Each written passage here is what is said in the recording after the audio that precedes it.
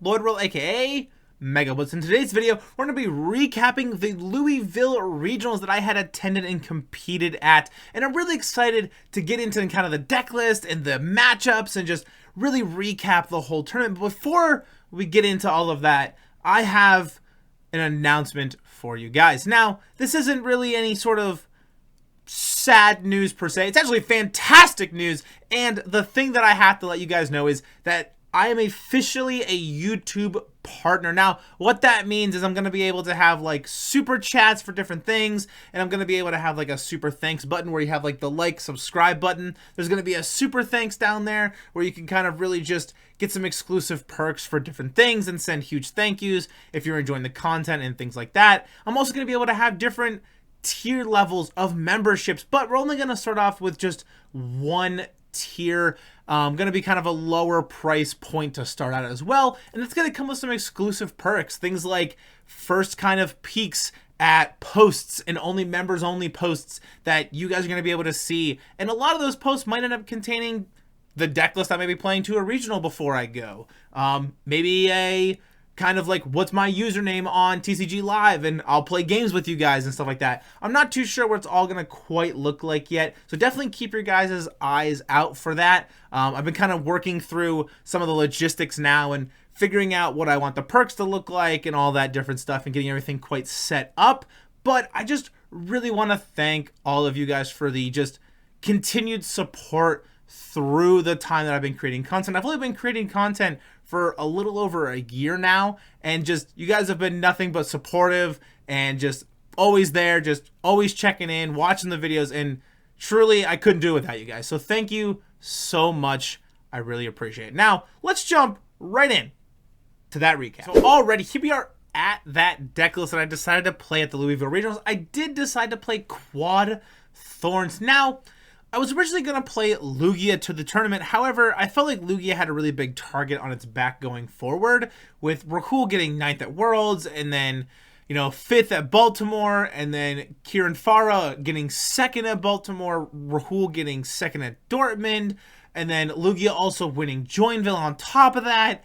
I feel like Lugia had a really big target on its back, and I didn't know if I wanted to take the chance of playing Lugia to the tournament.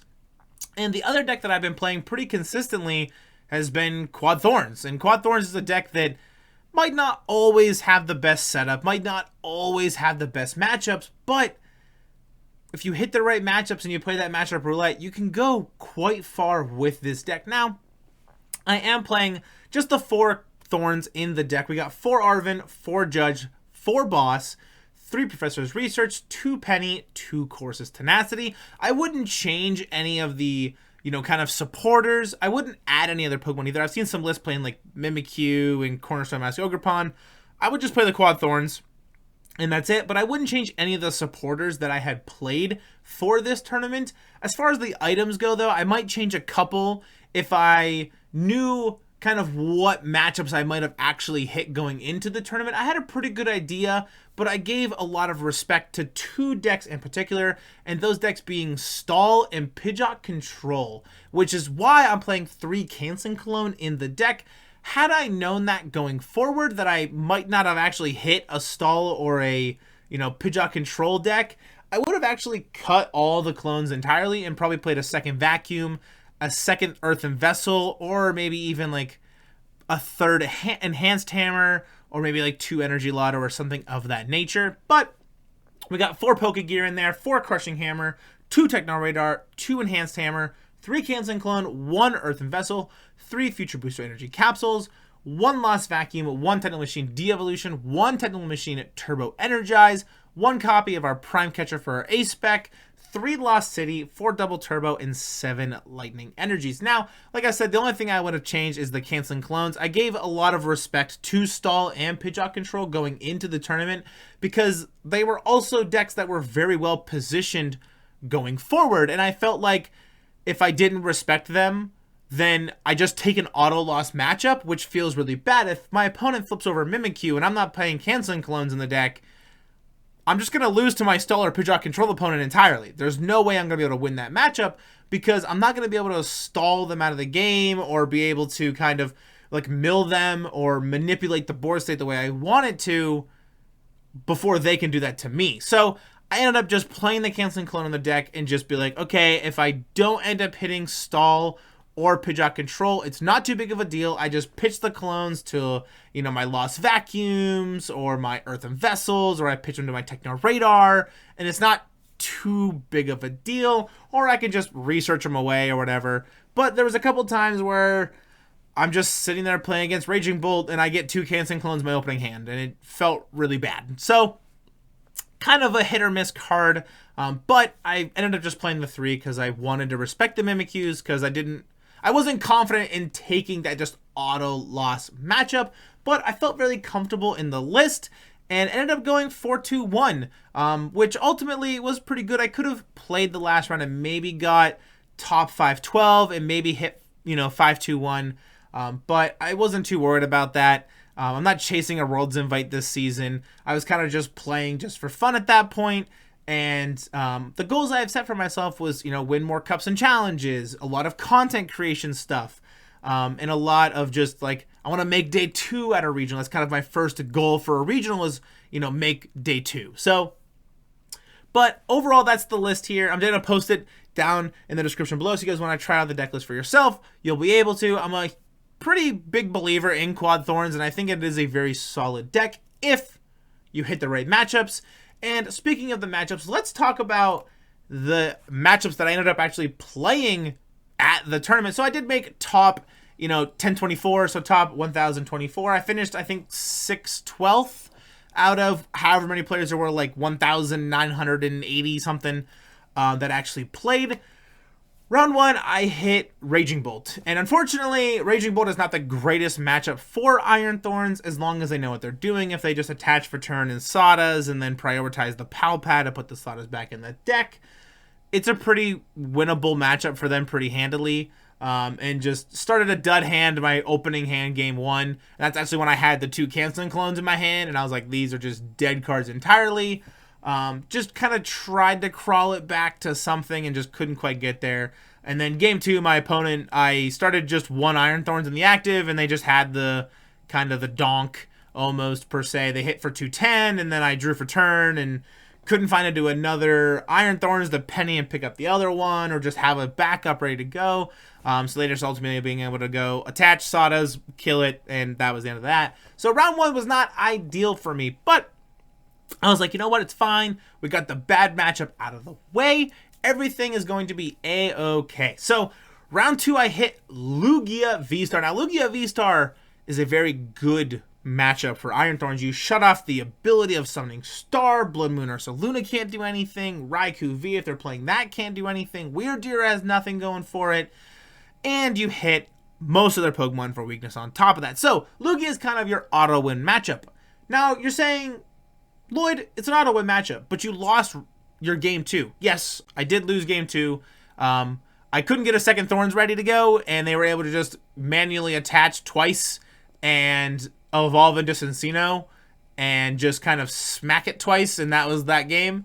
But the matchup went exactly how it's supposed to go. I just kind of roll my opponent over and they can't do anything. However, my opponent was also playing 2 Klefki in the deck, which I thought was quite interesting and a little bit difficult to deal with at first. They were able to get a Summoning Star off game 1 because of that Klefki, but they only could do it for 1 Archeops. So I just like bossed up the Archeops, took a KO on that, and then bossed up the Lugia, took a KO, taken 3 prize cards. You have no Lugia, you have no Archeops. What are you going to do? So that was game 1. Game 2, evolve into Cincino, attached twice, and I had just a dead hand, and they took a KO on my only Thorns. And then game 3, they started Lone Lugia pass, and I went attach double turbo, bench a Thorns pass, and they went attach bench Cincino pass, and I went attach lightning, smack, move lightning, take 2. And then they just went draw, you got in scoop. So that matchup went exactly how it was supposed to.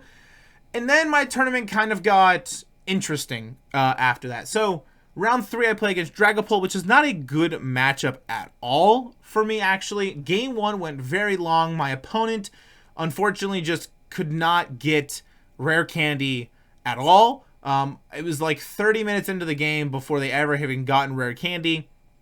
At this point, I've taken 3 or 4 knockouts. I've lost city'd some Dreepies and like Dust Skulls and stuff like that. So they ended up scooping, giving me the win for the game 1. Then we went to game 2. Now we have like 20-ish, maybe 15 minutes left total. And it's kind of going to be a longer game because just Dragapult takes a little bit to get set up. Quad Thorns has a lot of disruption with Judge and bossing things up and moving things around and the Crushing Hammers and stuff like that. So we're trying to play a little quickly. You know, they're getting set up. They're buddy poffing. They're using attract customers and they're getting all kinds of stuff. They're getting Arvens and they're going through the deck. They're prize checking. And at this point, my hand's just dead. I have like 2 Enhanced Hammers. They're not playing any special energy in the deck. I'm like top decking and just praying for something. And a lot of my top decks turned out to be pretty okay. I top decked Judge at one point, so played the Judge, and then judged my hand into like, I think I judged myself into like Crushing Hammer, Energy, Thorns, Lost City or something. And I was like, oh, this ain't bad. Play Lost City, bench Thorns, you know, Hammer, do a bunch of stuff.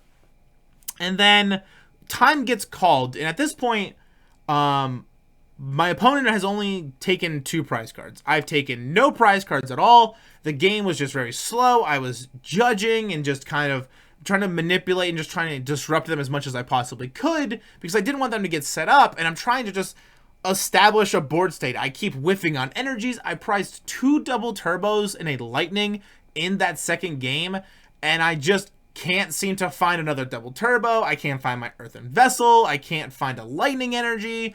My Chorus's Tenacities are nowhere to be found.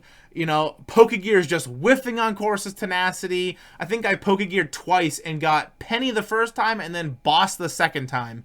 And I'm just like, yep, that does not feel good. So I'm just trying to kind of just slow the game down a little bit so I can at least set up something. So I'm like bossing up their Luminion and passing. I'm playing Judge. I'm like just trying to disrupt my opponent as much as I can.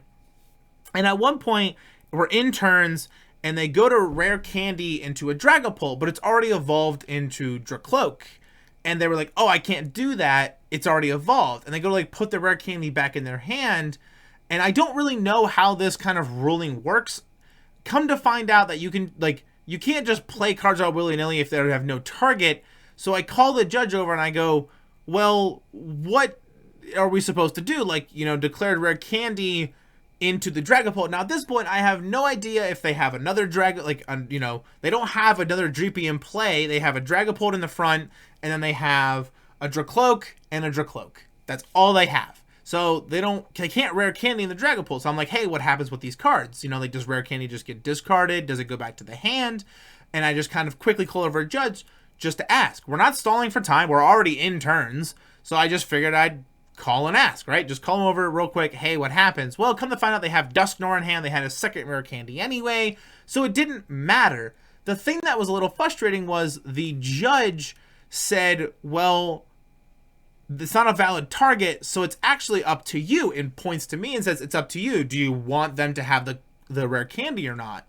And at this point, I'm like, well, I don't feel like that should be my choice. And I even say that to the judge. And at this point, a second judge comes over and kind of they both agree on the same thing, like, this is my choice. And I look at both judges and say, I don't feel comfortable making that decision. It makes me look out to be the villain if I say no, because if they have this Rare Candy into Dusknoir, they can actually just win the game at this point, because they can go Cursed Blast, take the knockout on the bench, drag up or my benched Iron Thorns, and then punch past me, pass back, and then punch again and win. So I don't want to make this decision because it makes me to be the villain if I say no.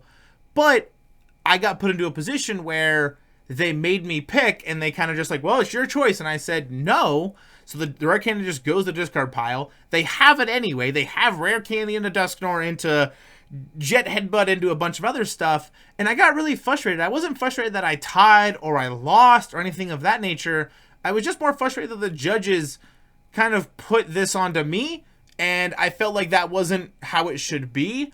So I felt very just kind of awkward in that moment, but my opponent was super nice about it. I just wanted to make sure that we were playing the game correctly and everything was working the way it was supposed to, what's supposed to happen. I didn't know. So I wanted to call in just a judge ask and just kind of have them come over and talk about it. So I ended up tying that match, which is totally fine by me.